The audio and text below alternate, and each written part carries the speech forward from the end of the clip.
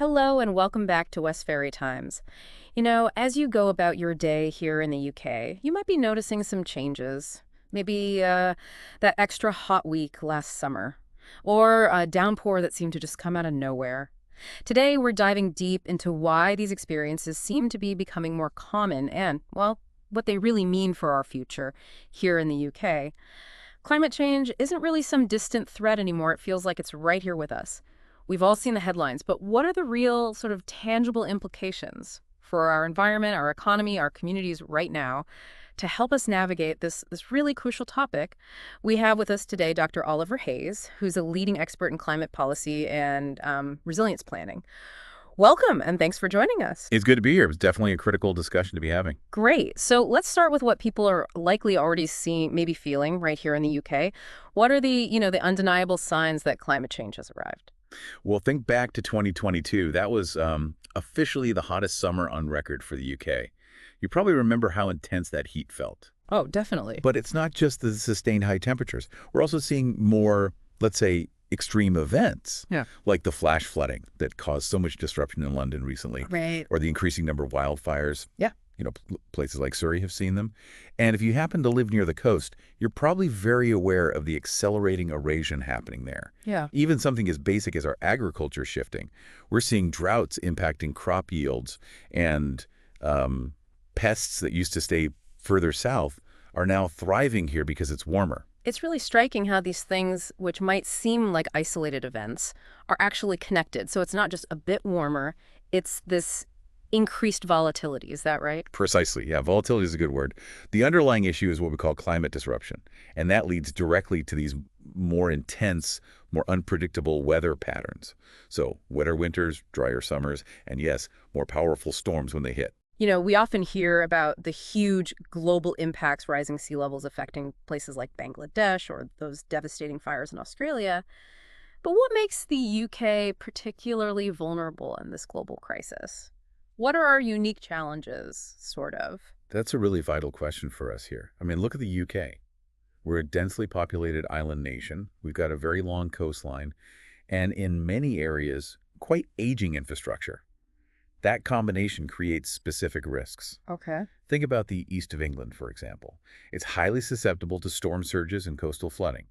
Our major cities, London being the prime example, experience intensified heat because of the urban heat island effect. Concrete and buildings trap heat. Right, it always feels hotter in the city center. Exactly. Right. And because we rely quite heavily on imported food, any disruptions to global farming systems, well, they'll directly impact what you find on the shelves in your local supermarket and the price. It really doesn't stop at our borders. Absolutely not. Climate change affects us all through these interconnected economic, political, and social systems. What happens elsewhere definitely has knock-on effects here. So, okay, beyond the more dramatic weather extremes, what specific environmental changes are actually unfolding across the UK right now? What's happening to our sort of natural world? Well, we're seeing a really worrying trend of biodiversity loss. Simply put, warmer temperatures are disrupting our native ecosystems.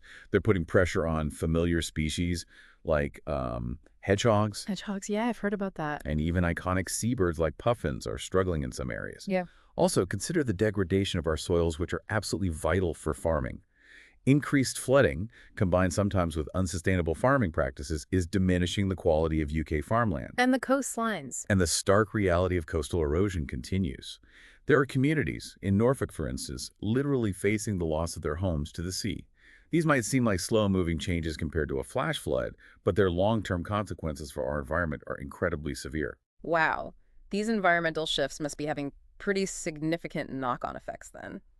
Let's talk about the economic side of things here in the UK. How is all this impacting our wallets and the broader economy? The financial costs are definitely mounting. You're probably seeing it already in rising insurance premiums, particularly if you live in an area that's prone to flooding. Right. In fact, there's a real concern that some areas could eventually become, well, uninsurable. Think about that. That's quite a thought. And our infrastructure, roads, railways, bridges, much of it just wasn't designed for these more extreme weather conditions we're seeing now. That leads to increasing repair costs and, of course, frustrating disruptions. Yeah, train delays. Exactly. Agriculture, as we touched on, faces unpredictable crop yields and real challenges in keeping livestock healthy and productive during heat waves. We also see lost productivity across the board when severe weather forces businesses to close or messes up supply chains. And, of course, simply responding to climate emergencies, the flooding, the storms carries a significant economic burden for taxpayers. It sounds quite bleak on the economic front, but are there any sectors maybe of the UK economy that might actually see opportunities emerge from this need to adapt? Oh, absolutely. It's not all negative, economically speaking. The growing demand for green technologies, for better home insulation, for renewable energy sources like wind and solar, these all present significant economic opportunities. So potential for growth there. Definitely. The UK could genuinely become a leader in these Got it. sectors, Yeah. and it's big. But realizing these benefits really hinges on having proactive policies in place and making swift, sustained investments. The opportunity is there, but we need to grasp it. Okay. Thinking about where most of us live, our cities, how are urban areas in the UK coping, or perhaps not coping, with these changes? Cities face unique challenges. As we mentioned, that concentration of concrete and traffic really exacerbates the heat, Yeah. creating these intense urban heat islands. Right. And many older buildings, which make up a lot of our cities, simply aren't equipped to handle prolonged periods of high temperatures. They often lack adequate ventilation or any kind of modern cooling. So what's being done? Are cities adapting? Well, some cities are exploring solutions, things like green roofs, planting vegetation on rooftops, cool pavements that reflect more sunlight, and obviously upgrades to flood defenses. But a major hurdle is that many local councils, frankly, lack the necessary funding or the kind of coordinated long-term strategies needed to implement these effectively across the board. It's patchy. That sounds like a significant challenge. And when we talk about these impacts, it's just so important to remember the human element, isn't it? Who in the UK is actually most vulnerable to the effects of climate change? That's crucial. The impacts are definitely not felt equally across society. We know, for example, that the elderly are particularly vulnerable during heat waves. Their health can suffer dramatically. Low-income communities often reside in housing that's more susceptible to flooding, perhaps in basement flats or poorly maintained buildings, and they may have fewer resources to cope or move. Okay. People with pre-existing respiratory conditions face increased risks too, especially when heat waves coincide with pollution spikes, which they often do. Yeah. And we shouldn't underestimate the mental health aspect.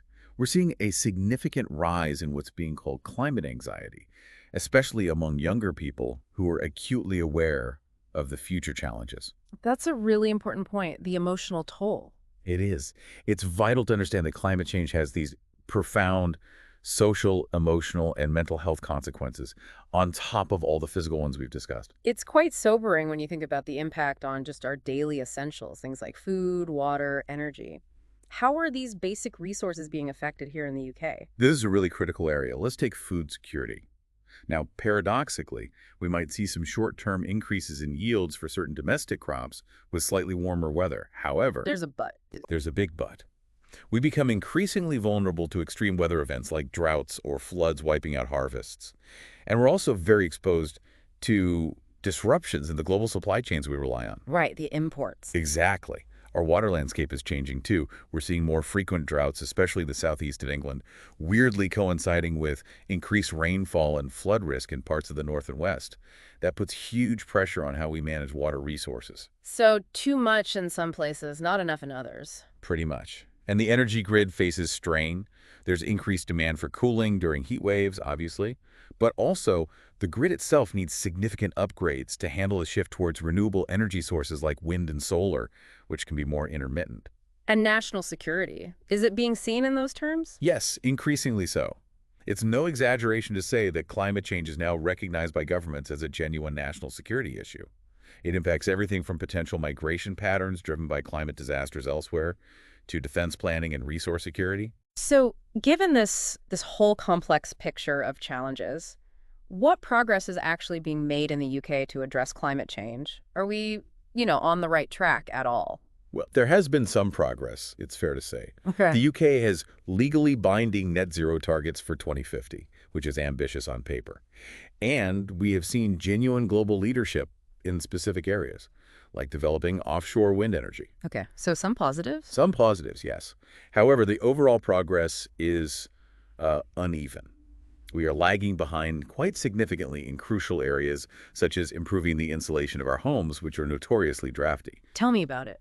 Also in electrifying public transport at the scale needed, and really enhancing our natural resilience to flooding. It's patchy. So what's needed then? Ultimately, achieving meaningful change requires coherent, long-term policies, not just chopping and changing. It needs sustained investment and, crucially, strong, consistent political will to push these things through, even when they're difficult. It sounds like the roadmap or the blueprint kind of exists, but the real test is actually building it, putting it into action. That's exactly right. Execution is key now, and it really requires the active participation of everyone, businesses, local communities, and every single individual has a role to play. It is really inspiring, though, to see how engaged young people are in this issue. What role is the next generation playing in shaping the climate conversation here in the UK? They seem very vocal. They absolutely are, and they're at the forefront.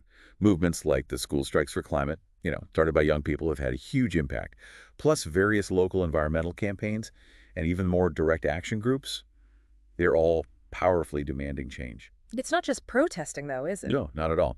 We're also seeing a real surge in what you might call eco-entrepreneurship.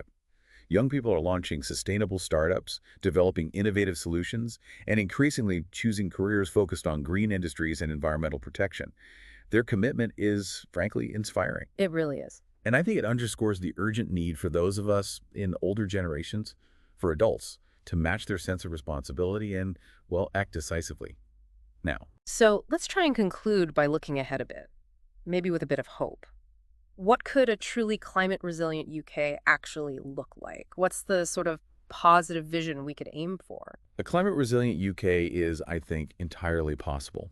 It's a nation powered predominantly by clean, renewable energy sources, wind, solar, and others. It's a place where green spaces like parks, trees, even green roofs are integrated into every neighborhood, helping to cool urban areas and manage rainwater naturally. Sounds good. It involves building our infrastructure, including our homes, schools, and hospitals, so that they are genuinely resilient to flooding and future extreme weather. It also means adopting sustainable food production practices, farming in ways that work with nature, not against it, restoring soil health, protecting biodiversity. And the social side. And crucially, it requires what we call a just transition. We need to ensure that workers and industries that are affected by these shifts away from fossil fuels, for example, are properly supported, retrained, and offered new opportunities. It has to be fair. So this resilient future, Yeah. it's achievable. I truly believe it is. This isn't some unattainable utopian dream.